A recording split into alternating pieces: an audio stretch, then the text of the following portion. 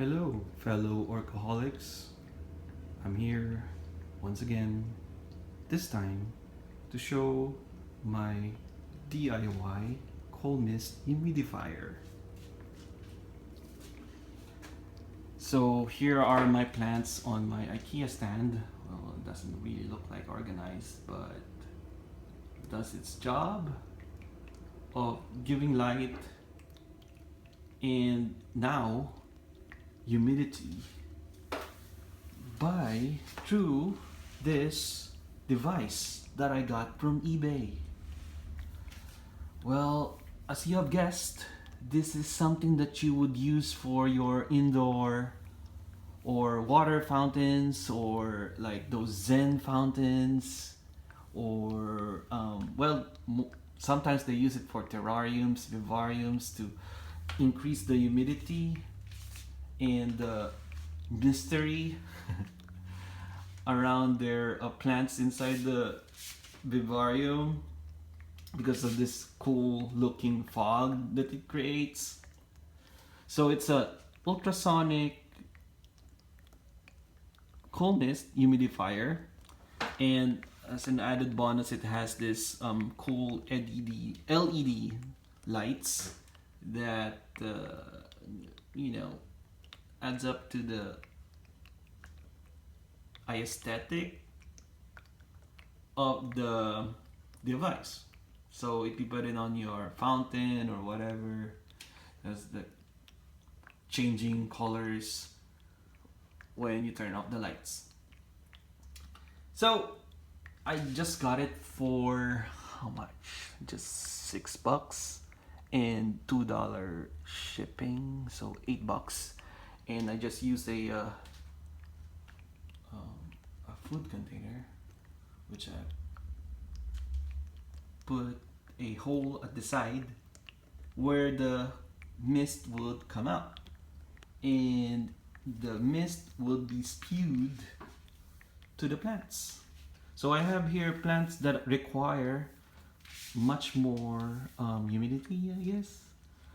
And also these plants are low light requirement plants. That's why they're down here. And I put in a plastic sheet to contain the moisture around the plants. And they seem to love it, especially this Ludecia discolor or jewel orchid, the terrestrial jewel orchid, the Haraella odorata or Haraella retrocala in other books or in the web. I think there's just synonyms. So that's from Taiwan, who loves to stay in the humid rainforest there. So here is a Masdevallia. So as you would know, Masdevallias like humidity, likes a lot of humidity, especially in the top of those misty mountains of Ecuador. So this is a as you can see from the tag, you see that. You see that?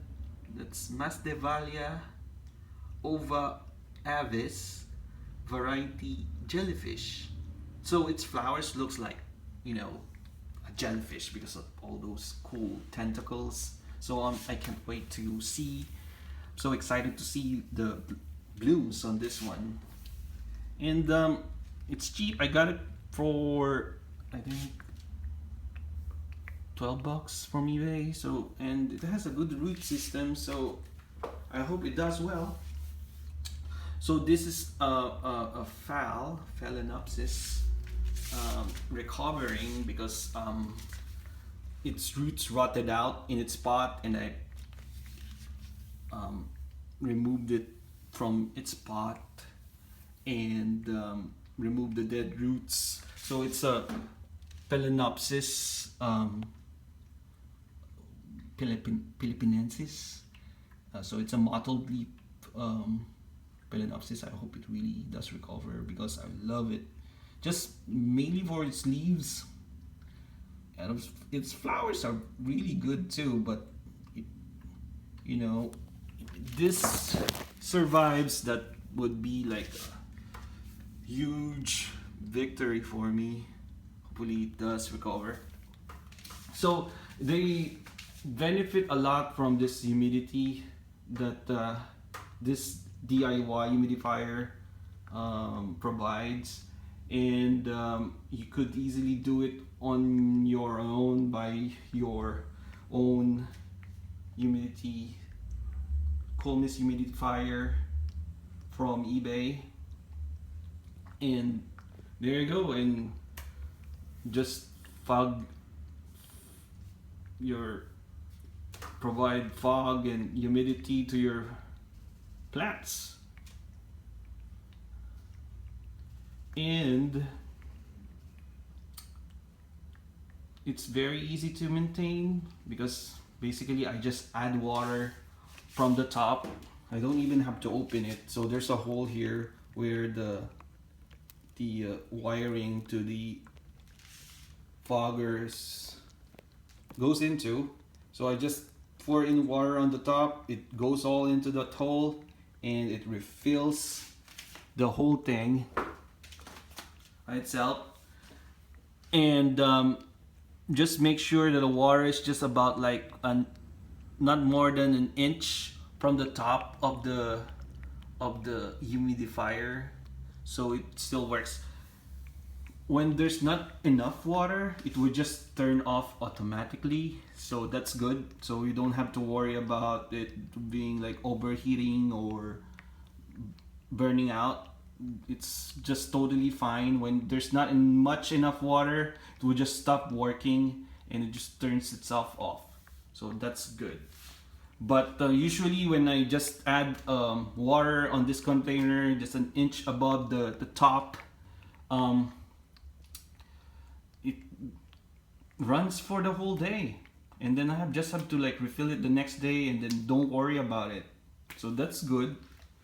So if you're wondering if I don't have enough airflow in this setup, well, I have a small fan here that blows air through the whole setup. I just turned it off because it's quite loud, and you'll just hear it and then just be in the background. So then you'll just wonder what's that humming sound at the back. So I don't want to deal with that. Oh, here is my LED grow light, so it provides the light for my low light requirement orchids. Up here, the higher light. These are not all orchids, so I have obviously this little rose. It loves the indoor light and the Venus flytrap. So these guys like a lot of light, but they grow well inside my environment conditions, because this provides a lot of light intensity in terms of lumens. I think this one gives out about 3,500 lumens at 4,000 Kelvin, and it does well because this rose gives out this new leaf growths. So you can see from the pink leaf tips, those are new growths, and it just, as you can see, the Venus flytrap just gives out like new growths, like those pink leaflets there. Those are new growths, so it's doing well. And if those guys work well with this light, these guys, the orchids, should do well with this light also, because these are lower requirement plants here compared to these guys here. As you can see, this is an oncidium chiku marguerite. It's related to the oncidium twinkle, so it's still growing with new growths. And that's a Brassibola nodosa little stars variety. So it's putting out new shoots, or I guess pseudobulbs, leaflets. It has a healthy root system there. This is a Masdevallia tenuifolia. It's doing well. It's loving it. And here is a new stylus bluebird. Yeah, that's right. No, new stylus loosenary bluebird. Yeah, and this is a rescue mini phalaenopsis orchid, and it's putting out new growths and new leaf. So the light is doing its job. Well, if you would think that this mini phalaenopsis would not need much light, but it likes the light, so it's growing, so it's not like getting sick of too much light or whatever. So I just put it there. I just had these guys here at the bottom because I just don't have space at the top. So I think in terms of artificial light, you don't really go really over the top with it compared to outdoor sunlight. If you would compare that, you cannot really go wrong with artificial light.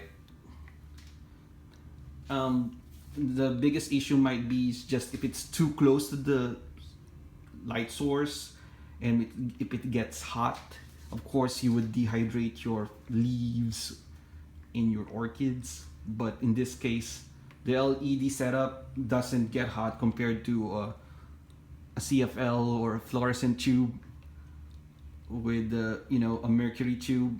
So that bulb or setup that does really get hot. So it cannot really bring this plants really close to those kind of artificial light setups. So this works for me. They don't get hot, they get the light.